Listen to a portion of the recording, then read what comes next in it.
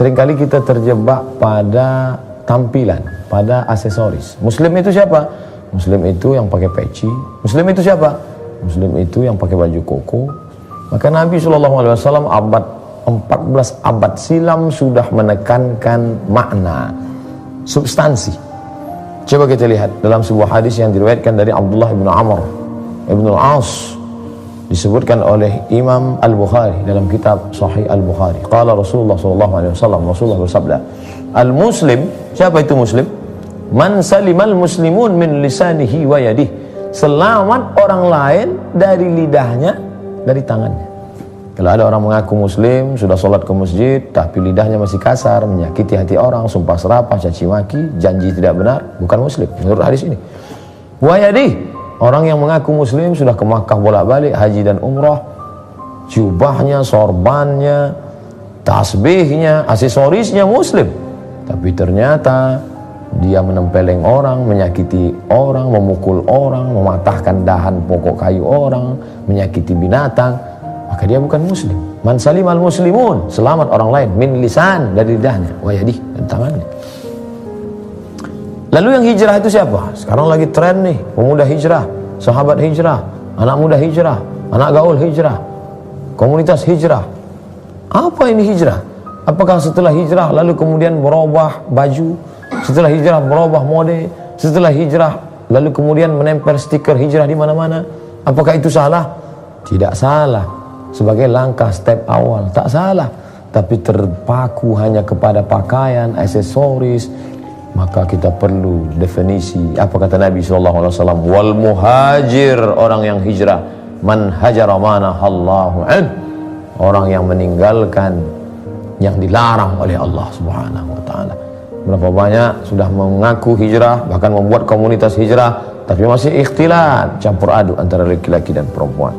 Masih lagi diam-diam menjalin hubungan antara yang tidak mahram. Masih lagi berkata-kata yang tidak mencerminkan sebagai orang yang sudah hijrah. Maka perlu kita ketahui, wal muhajir, orang yang hijrah, siapa itu? Man hajara manahallahu an, meninggalkan semua yang dilarang Allah. Kita tidak bisa tahu apa yang dilarang Allah, apa yang disuruh Allah kalau tidak belajar. Makanya la ilaha illallah, betul, tapi coba perhatikan pangkal hadis, pangkal ayat Al-Quran, fa'lam annahu la ilaha illallah. Fa'lam, berilmu tentang la ilaha illallah. Oleh sebab itu Imam Al-Bukhari membuat bab pertama, Kitabul Iman. Iman dulu, setelah iman amal.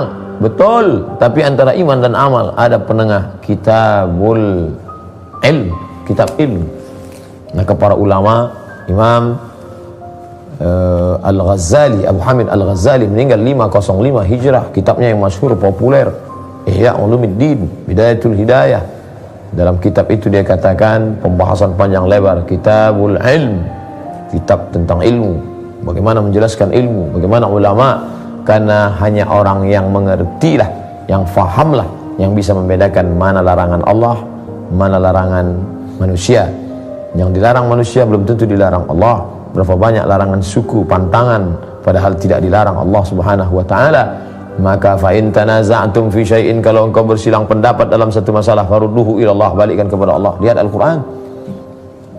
Kalau tidak ada dalam Quran, wa ila Rasul, kepada Rasul, lihat hadis-hadis, sunnah-sunnah Rasulullah SAW. Kalau tidak paham, ada pewarisnya. Fas'alu ahla dzikri, tanya orang yang tahu, orang yang mengerti. In kuntum la ta'lamun, kalau kamu tidak tahu. Ketika perangkat ini sudah dilaksanakan, al-ulama, para ulama, warathatul anbiya, pewaris para nabi. Nabi tidak mewariskan kursi emas, Nabi tidak mewariskan istana megah mewah, Nabi mewariskan ilmu. Oleh sebab itu Nabi bersabda, taraktu fikum amrayni, aku tinggalkan pada kamu dua perkara, in tamassaktum bihima, kalau kamu pegang yang dua ini, lam tadillu abadan, kamu tidak akan sesat untuk selamanya. Kitab Allah, Al-Quran, wa sunnati, sunnah Rasulullah SAW. Itu disebutkan dalam kitab Muwatta Malik dan Mustadrak Al-Hakim. Lalu kemudian sampailah masanya kita akan hijrah, karena terlalu banyak berputar di titik yang sama, berputar, kerja, pulang, gajian, buat maksiat, dosa, dosa zina, dosa khamar, dosa narkoba, dosa, sampai akhirnya menemukan titik balik berputar, tidak menemukan titik Hajar Aswad untuk mengawali titik. Akhirnya bertemu, berhenti, ketemu titik balik, hijrah. Jangan merasa diri sudah hijrah padahal belum. Merasa sudah berbuat padahal belum berbuat, kerja syaitan. Merasa belum berbuat padahal sudah berbuat, juga kerja syaitan. Hanya orang yang tahu berbuat dengan tidak berbuatlah yang tidak bisa digoda oleh syaitan. La yadurrukum man dhalla idza tadaitum. Kalau kamu tahu jalan, maka tidak ada yang bisa menyesatkan kamu dari jalan itu. Dari airport menuju ke tempat acara, bila kita mengerti jalan, tidak ada satupun orang yang bisa membuat kita tersesat. Karena ketika dia bawa kita, dia ingin putar kita ke tempat yang lain, kita akan berkata, ini bukan jalan yang asli. Mana jalan yang benar? Kenapa kamu bawa saya ke bukan jalan yang tepat? Tapi bagi orang yang tidak mengerti jalan, dia akan dibelokkan, dia akan dipesongkan, dia akan dibawa ke tempat yang tidak semestinya menjadi tujuan. Oleh sebab itu, perlu semangat hijrah. Bahwa semangat berhijrah dengan membuat jaket baru, semangat berhijrah dengan membuat rompi baru, semangat berhijrah dengan aksesoris hijrah biasa, anak muda, show, action, memperlihatkan, tidak salah. Tapi ini baru anak tangga pertama. Jangan berhenti pada anak tangga pertama, naik ke anak tangga kedua. Apa? Belajar. Buatlah komunitas, kemudian hadirkan guru, tas'alu, bertanya kalau tidak mengerti. Jangan belajar sendiri, baca sendiri, pahami sendiri, sesat sendiri, tak tahu jalan kembali. Maka man la syaikha lahu, siapa yang tidak berguru, fasyaitanu syaikhuhu, syaitanlah gurunya. Membaca informasi yang umum tidak apa-apa. Mendengar video YouTube MP3 yang biasa-biasa saja tidak apa-apa. Tapi mesti ada bimbingan pada kasus-kasus khusus dan tertentu. Ketika kita sudah menyadari bahwa hijrah dengan baju baru, dengan gaya baru, dengan style baru, ini baru anak tangga pertama, jangan menyangka sudah sampai ke stasiun kalau hanya baru melewati satu belokan. What's next? Apa selanjutnya? Ternyata kita belum sampai di tujuan. Perlu membuat sebuah komunitas. Ini yang dikatakan oleh Nabi SAW dalam sebuah hadis yang diriwayatkan dari Abu Hurairah radhiyallahu an, disebutkan dalam kitab Sunan At-Tirmidzi yang ditulis oleh Imam Abu Isa Ibn Sawrah At-Tirmidzi. Qala Rasulullah SAW, Rasulullah bersabda, ar-rajulu ala dini khalilihi. Seseorang akan berada dalam keyakinan sahabatnya, teman-teman yang ada di sekitarnya. Falyanzur ahadukum man yukhalil. Kalau kamu ingin mengetahui bagaimana keyakinan seseorang, maka lihatlah temannya siapa. Setelah hijrah, buatlah sebuah komunitas. Komunitas pemuda hijrah, komunitas hijabers, komunitas petatu hijrah, komunitas jombloan hijrah, komunitas berbagai macam. Karena biasanya orang akan bersama dengan titik kesamaan yang ada pada dirinya. Setelah merasa sama-sama dulu punya masa lalu yang kelam, yang gelap, yang jauh dari Allah, sekarang ada persamaan. Bahkan dalam persamaan sama-sama buat dosa itu pun ada macam-macam dosanya. Ini sama-sama nyabu, ini sama-sama narkoba, ini sama-sama zina, ini sama-sama tato, ini sama-sama macam-macam. Akhirnya ada persamaan, mereka bisa duduk bersama. Dan jangan lupa, semangat yang berapi-api tiba-tiba padam, futur dalam istilah dakwah. Ini harus tetap disemangati. Adwamuha wa in qalla. Tahajud satu malam dari setelah isya sampai subuh, tapi setelah itu tidak bangun malam sama sekali. Lebih baik 8 rakaat, ayatnya pendek, kuliah, kulhu, wal falak, wal binnas, tapi tetap istiqomah, tetap berkelanjutan, berkesinambungan, kontinuitas. Hari Senin malam Selasa hanya 45 menit dari maghrib ke isya membaca tafsir surat-surat pendek, agar supaya ayat yang kita baca selama ini ternyata kita mengerti. Ghairil maghdubi alaihim waladdallin. Amin. Liilafi Quraisy ilafihim rihlata syita'i was-shayf falyabudu rabb hadzal bait alladzi at'amahum min ju'in wa amanahum min khauf. Apa sih arti ayat ini? Apa sih yang dapat kita ambil pelajaran dalam kehidupan kita? Hari Senin malam Selasa kajian tafsir, Selasa malam Rabu kajian hadis-hadis pendek, hadis-hadis singkat. Rabu malam Kamis fikih, halal, haram, makruh, mubah, sunat, sunat muakkad. Hari Kamis malam Jumat akidah, Jumat malam Sabtu akhlak. Singkat, padat, bermakna, memberikan pencerahan, penyegaran. Hari Sabtu malam Ahad tabligh akbar, kajian umum, bebas, panggil ustaz-ustaz kondang, ulama besar, kajian rutin biasa, renungan tadabbur ayat berkelanjutan. Daripada 1 bulan 1 tabligh akbar besar sampai jam 2 jam 3 malam pengajian tapi subuhnya tidak sholat berjamaah, maka ini tidak baik. Man nama, siapa yang tertidur falam yusalli, sampai tidak sholat subuh, bala syaitanu fi udhunih, kencing setan di telinganya. Euforia sesaat, kebahagiaan. La talbisul haqqa bil batil, jangan campur adukkan yang hak dengan yang batil. Ingat, ketika sudah membuat sebuah komunitas, ada ketua, ada sekretaris, ada bendahara, ada anggota, serigala hanya akan menerkam kambing-kambing yang memisahkan diri dari jamaah. Ketika komunitas ini solid, kokoh, kuat, innallaha yuhibbul ladzina yuqatiluna fi sabilihi saffa. Allah suka melihat pasukan yang satu saf. Tidak ada celah setan untuk masuk. Saddul khalal, tutup celah. Qadamun biqadamin, kaki rapat dengan kaki, mangkibun bimangkibin, bahu rapat dengan bahu. Tidak bisa masuk musuh ke dalam. Tapi ketika ada penyusup masuk, mulai dia sikut kiri, sikut kanan mencari celah, lalu kemudian menjadi duri dalam daging, merusak persatuan. Ini selalu ada dalam perjalanan. Ada munafik.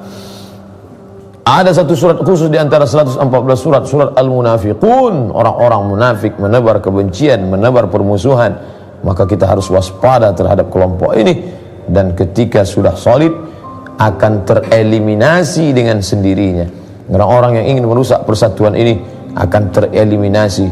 Maka inna hadhihi ummatukum ummatan wahidah. Ini umat yang satu. Kiblatnya satu, Ka'bah.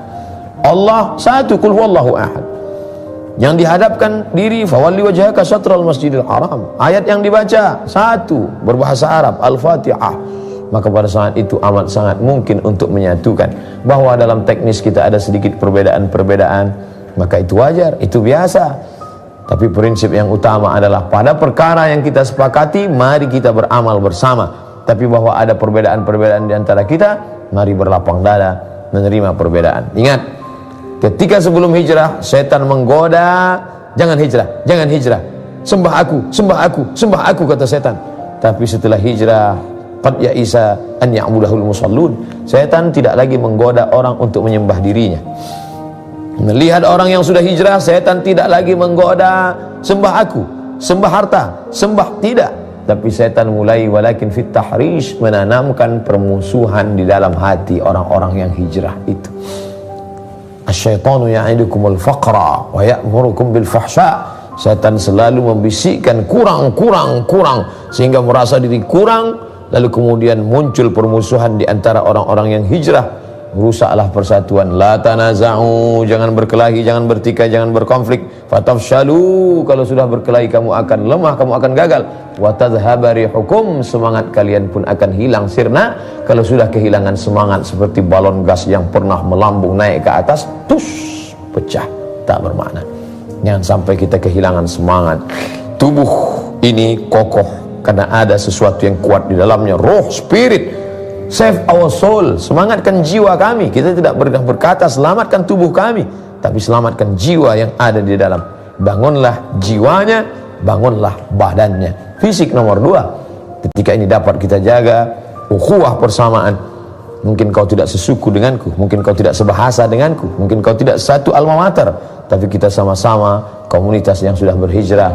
La ilaha illallah Muhammad Rasulullah. Itulah yang membuat kita akan bersama. Itulah yang membuat kita akan terus tetap menjaga kerukunan, kebersamaan, sampai akhirnya kematian yang memisahkan. Ternyata kita belum hijrah ketika kita belum menyentuh substansinya. Oh, ternyata saya sudah hijrah, alhamdulillah. Tidak terjebak pada casing, tidak terjebak pada sampul, tapi isi dan makna. Setelah itu, lalu kemudian menggabungkan diri pada sebuah komunitas. Apalagi yang penting, inilah intinya. Seperti yang disebutkan dalam sebuah hadis yang diriwayatkan dari Sufyan ibni Abdullah Al-Thaqafi.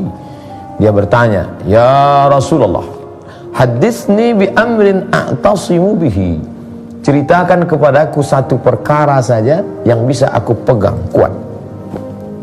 Apa kata Nabi?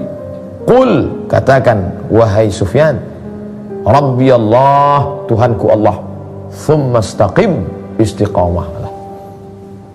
Banyak orang yang mampu berkata Rabbi Allah, tapi besok dia berkata Rabbi syaitan, besok dia berkata rabbiyal mal, besok dia berkata aku hamba harta, besok dia berkata aku hamba kuasa, aku hamba jabatan. Ketika susah dia berkata aku hamba Allah, ketika sudah lapang dia berubah.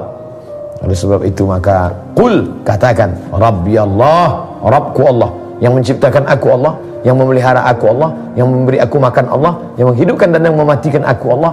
Summastaqim, kemudian istiqamahlah. La in hurriqta au qutilta au quti'ta, kau dibakar, kau dipotong, kau dibunuh, mulutmu tetap berkata Allah.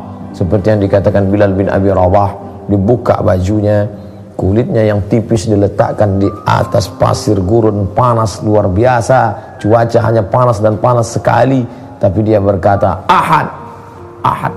Ditimpakan batu besar ke perutnya, makin kuat, Ahad, Ahad.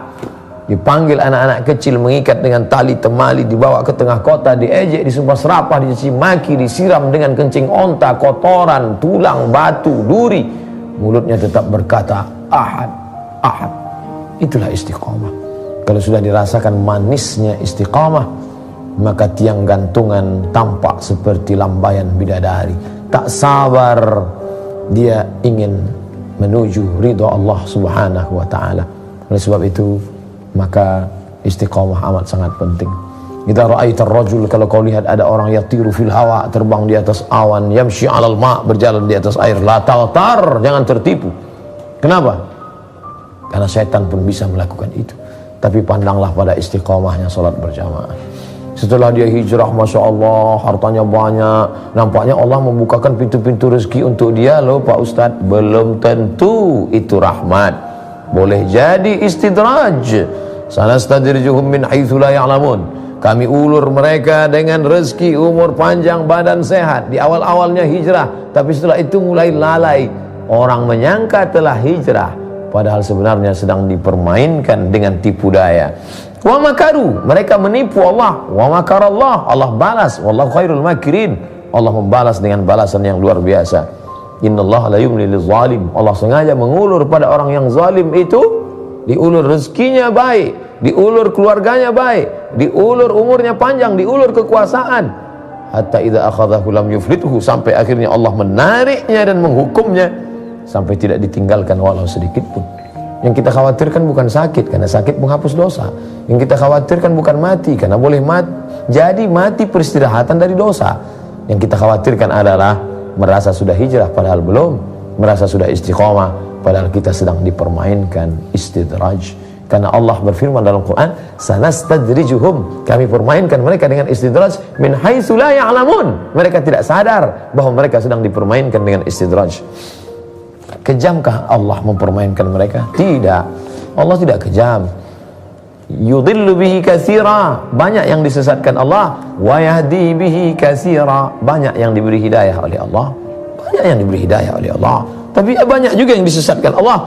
Apakah Allah menyesatkan orang yang baik? Apakah Allah menyesatkan orang yang istiqamah? Wa ma yudhillu bihi illal fasiqin, Allah hanya menyesatkan orang-orang yang fasik. Siapa itu orang fasik? Berbuat sesuka hatinya, memperlihatkan kebaikan padahal dalamnya keburukan, dengan penuh kesadaran berbuat dosa, menipu Allah, menipu umat, maka kemudian Allah sesatkan dia sebagai hukuman di dunia atas perbuatannya, sehingga di akhirat dia tidak mendapatkan apa-apa melainkan hanya azab belaka.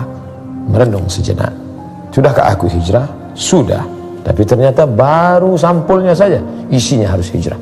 Sudahkah aku berbuat komunitas? Sudahkah aku menggabungkan diri dengan sahabat-sahabatku yang hijrah? Sudah, alhamdulillah.